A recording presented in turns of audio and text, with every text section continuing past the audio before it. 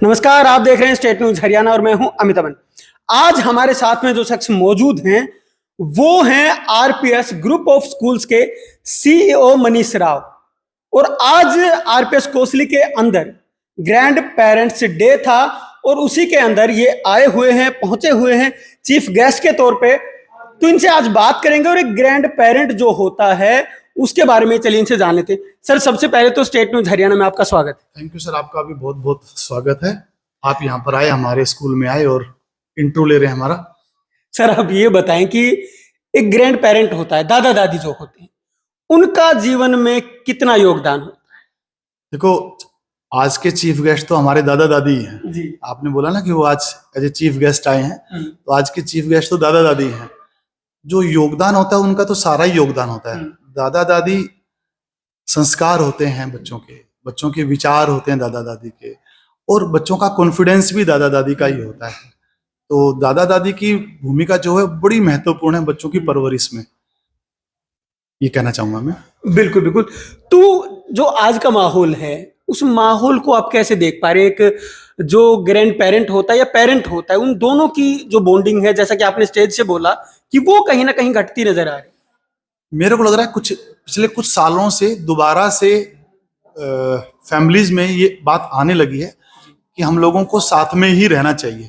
उनको नुकसान का और फायदे का सब सिस्टम समझ में आने लगा है। तो मैं देख पा रहा हूँ कि अब दोबारा से लोग कंबाइंड फैमिली में रहने लगे हैं। बीच में कहीं ना कहीं दूरियां बढ़ने बीच में दूरियां थी, लेकिन अब लग रहा है कि सब बच्चों को भी लग रहा है और उनके पापा मम्मी को भी लग रहा है कि दादा दादी की और नाना नानी की भूमिका क्या होनी चाहिए। जी। दोबारा से वो रुझान मतलब हम देख पा रहे हैं।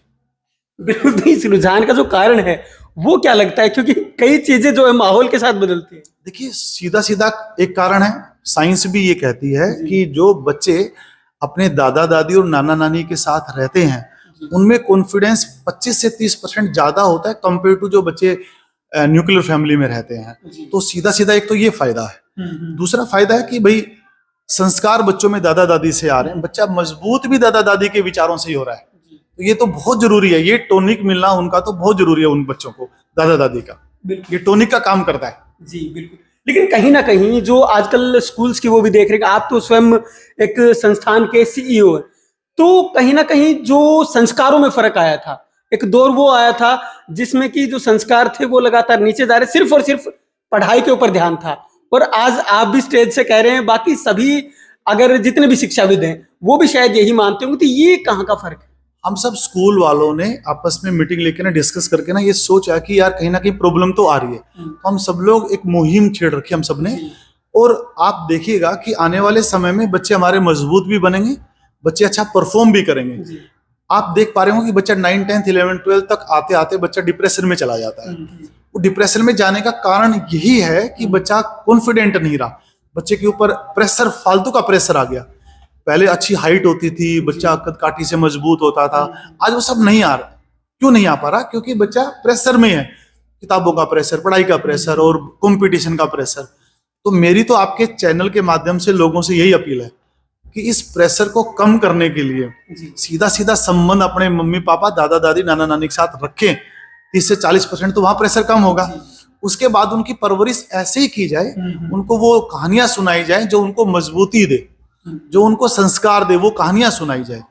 पढ़ाई तो स्कूल वाले हम सब साथी लोग करवा ही लेंगे, अब तो आपको बच्चे को एक मजबूत बच्चा बना के ना स्कूल में भेजना है। मैं तो यही कहना चाहूंगा आपके चैनल के माध्यम से। बिल्कुल बिल्कुल। लेकिन जो आपने अभी कहानियां सुनाने की बात की, मजबूत करने की बात की, तो कहीं ना कहीं जो आजकल बच्चों में जो मेंटल प्रेशर आ रहा है और उसकी वजह से वो बच्चे सुसाइड कर जाते हैं, क्या उसमें भी इसमें सहायता मिलेगी? ऑफ कोर्स सहायता मिलेगी, ऐसे एक्सीडेंट होंगे ही नहीं। देखिए, आज बच्चा हमसे और आपसे ज्यादा स्मार्ट है। कैसे स्मार्ट है? हमने और आपने तो 25 साल की एज में मोबाइल देखा, लैपटॉप देखा। आज तो बच्चा 1 साल का ही बच्चा है, उसके हाथ में मोबाइल, एक डमी पकड़ा दो और एक ओरिजिनल पकड़ा दो। डमी तो वो हमारे और आपके सिर में फेंक के मारेगा। 1 साल के बच्चे को भी पता है कि ओरिजिनल मोबाइल कौन सा है और डुप्लीकेट मोबाइल कौन सा है। अब बच्चा हमसे ज्यादा एक्सपोजर लेके बैठा है, बच्चा दीन दुनिया के बारे में सब कुछ जानता है, बच्चा गूगल बाबा से पढ़ाई भी कर सकता है। आपके चैनल के माध्यम से मैं तो यही बोलना चाहूंगा टीचर साहिबान को भी और सभी लोगों को कि बच्चे को एक अच्छा इंसान बनाएं पहले आज के दिन, और दूसरी बात अपने देश के लिए जीना भी सिखाएं। ये दोनों अगर बातें आ गई ना तो बच्चा पढ़ाई अच्छे से कर लेगा। मतलब कि व्यक्ति निर्माण, ऑफ कोर्स अपना खुद का निर्माण अच्छा वाला निर्माण हो, जी बच्चे को वैल्यूज का पता हो कि भाई उसकी जिम्मेदारियां क्या क्या है। तो ये सब चीजें तो घर से आएंगी, फैमिली से आएंगी। हम स्कूल वाले लोग ठीक प्रयास कर रहे हैं, आने वाला समय हमारा ही होगा, लेकिन उसके लिए हम सब लोग कंबाइंड एफर्ट्स डालेंगे तो बच्चा एक अच्छा बच्चा निकल के आएगा। आप लोगों को देख करके बहुत से लोग इंस्पायर भी होते हैं, तो एक बच्चे को आप क्या कहना चाहते हैं कि वो अपने आप को कैसे तैयार करे, या फिर फैमिली के अंदर जो वैल्यूज उसके अंदर आएंगी तो उसके लिए वो अपनी तरफ से क्या एफर्ट लगा सकते हैं? सर बच्चे तो एफर्ट्स लगा ही रहे हैं, हमें और ज्यादा लगाने की जरूरत है। बस अब देखो ना, बच्चा 9th-10th में जाता जाता, +1 +2 में जाता जाता प्रेशर महसूस करता है, तो वो अपने एफर्ट्स तो पढ़ाई में डाल रहा है तो प्रेशर आ रहा है। वो प्रेशर ना आए इसके कारण हमें नीचे से परवरिश उनको इस लेवल पे करनी होगी कि बच्चा बड़ा हो तो वो प्रेशर ना ले। एक बात और बोलना चाहूंगा मैं कि बच्चे को ये भी सिखाया जाए कि भाई जहां प्रॉब्लम है ना वहां सॉल्यूशन भी है। मतलब बच्चा ये ना सोचे यार ये प्रॉब्लम है, ये कैसे सॉर्ट आउट होगी, ये कैसे दूर होगी। नो, बिल्कुल घबराना नहीं है। बच्चा अपना एफर्ट जारी रखे, सॉल्यूशन पक्का मिलेगा, समाधान पक्का मिलेगा, ये गारंटी है। बिल्कुल। तो एक आखिरी आपसे सवाल है, और सवाल नहीं, आपसे एक सलाह लेना चाहेंगे। सलाह ये उन पेरेंट्स के लिए, उनको क्या बोलना चाहोगे, क्योंकि दादा दादी और बच्चे के बीच में पेरेंट्स होते हैं, तो उनको क्या सलाह देना चाहोगे? देखिए, मैं कहीं पढ़ रहा था कि एग्जाम टाइम में माँ बाप को अपने घरों में पॉजिटिव एनर्जी मतलब लानी होगी। अब पॉजिटिव एनर्जी लाने का मतलब है कि हमारे घर का माहौल बढ़िया सा हो। हम स्कूल वालों को, स्टाफ मेंबर्स को भी अपने स्कूल में, अपने क्लासरूम में पॉजिटिव एनर्जी लानी होगी, जिससे बच्चा वहां से भी प्रेशर कम लेगा। फिर पॉजिटिव एनर्जी आएगी, उसका कॉन्फिडेंस बढ़ेगा, तो बच्चा परफॉर्म करेगा एग्जाम में। और जो मम्मी पापा के लिए, दादा दादी के लिए बात है, तो कहते हैं कि मम्मी पापा का जो आशीर्वाद होता है वो एक सुरक्षा कवच है, और वो ऐसा सुरक्षा कवच है जो हमें आगे बढ़ाता है। किसी भी मुसीबत को वो झेल के ना आगे बढ़ जाएगा, दूर करके ना आगे बढ़ जाएगा। और ये भी कहा जाता है कि वो एक ऐसा सुरक्षा कवच है, उनका ऐसा आशीर्वाद है कि उस आशीर्वाद को भगवान भी नहीं टालते। तो इससे अच्छी बात और क्या ही हो सकती है। हम सबको बड़े बुजुर्गों का आशीर्वाद चाहिए ही चाहिए। वो पुरानी लोरियां सुननी चाहिए। वो मम्मी पापा, दादा दादी अपने कॉलेज के दिनों की कहानियां सुनाएंगे, तो आप देखोगे कि उनकी आंखों में चमक ही अलग सी होगी जब वो सुना रहे होंगे। उनको अपने बचपन के दिन याद आएंगे, और आपके अंदर वो कॉन्फिडेंस अपने आप बनता चला जाएगा उनकी कहानियां सुनने पर से। तो हमें कंबाइंड फैमिली में रहना चाहिए, हमें बड़े बुजुर्गों से आशीर्वाद लेते रहना चाहिए, और संस्कारी बने हम, अच्छे मजबूत बने हम, और अपने देश के लिए भी हम काम करने वाले बने।